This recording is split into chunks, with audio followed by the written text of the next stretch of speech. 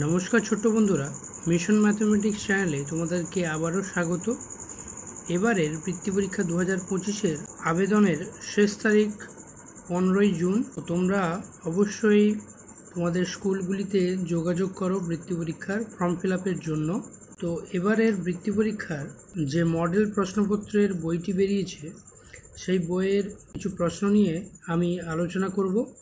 তো আজকের ভিডিওতে আমি আলোচনা করছি গণিতের 10টি ছোট প্রশ্ন নিয়ে। তো চলো শুরু করা যাক। প্রথম প্রশ্ন রয়েছে, দুটি সংখ্যার সাধারণ গুণনীয়কের সংখ্যা ড্যাশ। বলছে অসংখ্য না নির্দিষ্ট। আমরা কি জানি, দুটি সংখ্যার সাধারণ গুণনীয়ক অর্থাৎ যেহেতু প্রত্যেকটি সংখ্যার গুণনীয়কের সংখ্যা নির্দিষ্ট হয়, তাহলে সাধারণ গুণনীয়ক বলতে যেগুলো মিলছে সেগুলোও কি হবে, নির্দিষ্ট হবে।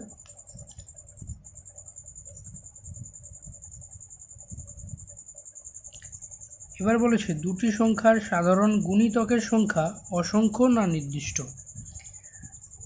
কোনো সংখ্যার গুণিতকের সংখ্যা কি হয়, অসংখ্য হয়। তাহলে দুটো সংখ্যার সাধারণ গুণিতক অর্থাৎ যে গুণিতকগুলো মিলছে সেগুলোও কি হবে, অসংখ্য হবে। ঠিক আছে।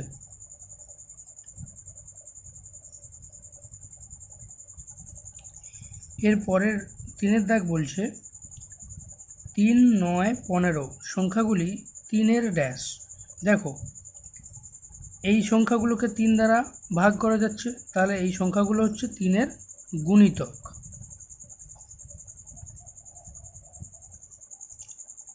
এরপরে বলেছে 1, 2, 3, 4, 6, 12 সংখ্যাগুলি 12-এর ড্যাশ। দেখো, এই সংখ্যাগুলো দ্বারা 12কে ভাগ করা যাচ্ছে, তাহলে এই সংখ্যাগুলো হচ্ছে 12-এর কি, গুণনীয়ক। ঠিক আছে। একমাত্র জোড় মৌলিক সংখ্যা ড্যাশ। আচ্ছা, আমরা জোড় সংখ্যা কাকে বলে না, যে সকল সংখ্যা 2 দ্বারা বিভাজ্য। আর মৌলিক সংখ্যা কাকে বলে, 1 এবং সেই সংখ্যা ছাড়া অন্য কোনো সংখ্যা দ্বারা বিভাজ্য নয়। তাহলে একমাত্র জোড় মৌলিক সংখ্যা এখানে হয়ে যাবে কি না 2। কেবলমাত্র 2 হচ্ছে 2 দ্বারা বিভাজ্য এবং 1 এবং সেই সংখ্যা অর্থাৎ 1 আর 2 ছাড়া অন্য কোনো সংখ্যা দ্বারা ভাগ যায় না। ঠিক আছে। 6-এর দাগ, যে কোনো দুটি আলাদা মৌলিক সংখ্যার সাধারণ গুণনীয়ক হলো ড্যাশ।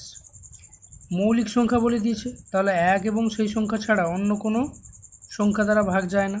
এবার তাদের সাধারণ গুণনীয়ক, ধরো আমরা ধরে নিলাম যে একটা হচ্ছে 5, একটা হচ্ছে 7, তাহলে 5কে ভাগ যাচ্ছে 1 এবং 5 দ্বারা, আর 7কে ভাগ যাচ্ছে 1 এবং 7 দ্বারা। তাহলে সাধারণ গুণনীয়ক কি কি না, 5-এর গুণনীয়ক হচ্ছে 1 আর 5, 7-এর গুণনীয়ক হচ্ছে 1 আর 7। তাহলে সাধারণ গুণনীয়ক কোনটা না 1।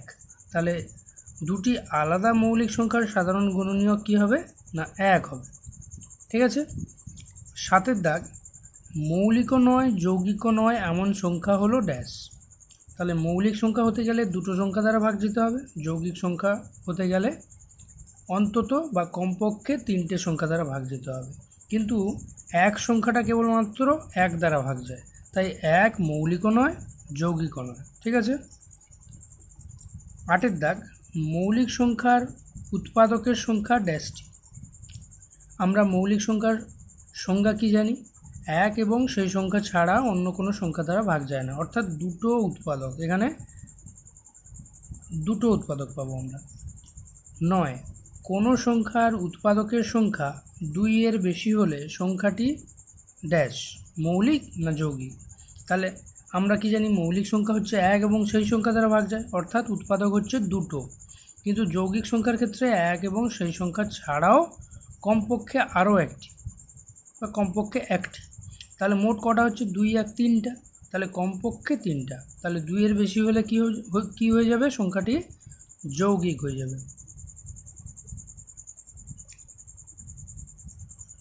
এরপরে 10-এর দাগ বলছে যৌগিক সংখ্যার উৎপাদকের সংখ্যা কমপক্ষে ড্যাশটি। তাহলে যৌগিক সংখ্যা হচ্ছে 1 এবং সেই সংখ্যা ছাড়াও অন্তত একটি, তাহলে কমপক্ষে আরও একটি, অর্থাৎ কটা হবে, 3টি। উৎপাদকের সংখ্যা 3টি। তো আজকের ভিডিও এই পর্যন্তই। পরবর্তী ভিডিওতে আমরা অন্যান্য বিষয়গুলো সম্পর্কেও আলোচনা করব এবং গণিতের বিভিন্ন প্রশ্নগুলো নিয়ে আমরা আলোচনা করব। তো তোমরা এই চ্যানেলে নতুন হলে ভিডিওটিকে লাইক করো এবং চ্যানেলটি সাবস্ক্রাইব করে বেল আইকনকে প্রেস করে রাখো, যাতে পরবর্তী ভিডিওগুলির নোটিফিকেশান তোমরা সহজেই পেতে পারো। ধন্যবাদ।